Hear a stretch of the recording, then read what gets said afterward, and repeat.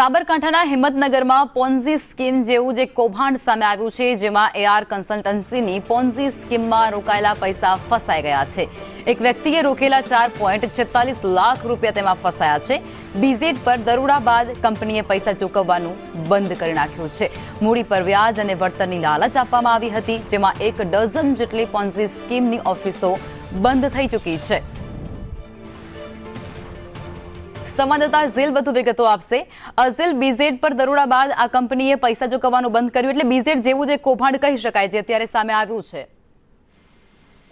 જી, વાત કરવામાં આવે તો બીજેડ જેવું આ કૌભાંડ કહેવામાં આવી શકે છે।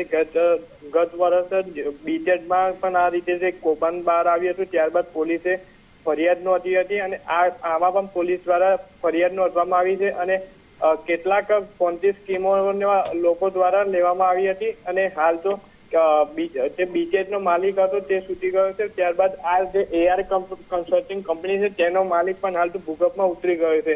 ત્યારે હાલ તો કેટલાક માલિકો દ્વારા પોન્ઝી સ્કીમમાં જે ભોગ બન્યા છે તેઓ દ્વારા પણ પોલીસ ફરિયાદ કરવામાં આવી હતી અને ત્યારે આ તે પોલીસ ફરિયાદ નોંધાવી છે। જી ઝીલ, કેટલાક જે લોકો છે તેના પૈસા ફસાયા છે, કેટલા લોકો આનો શિકાર બન્યા છે, એવી કોઈ વિગતો ખરી આપની પાસે? જે વાત કરવામાં આવી છે, હાલ તો કોઈ એવી ચોક્કસ વિગત મળી નથી। ત્યારે હાલ તો એ ડિવિઝન પોલીસના પીઆઈ જે છે તેઓ દ્વારા પોલીસ ફરિયાદ નોંધવામાં આવી છે અને વધુ તપાસ હાથ ધરી છે। જી, આભાર ઝીલ।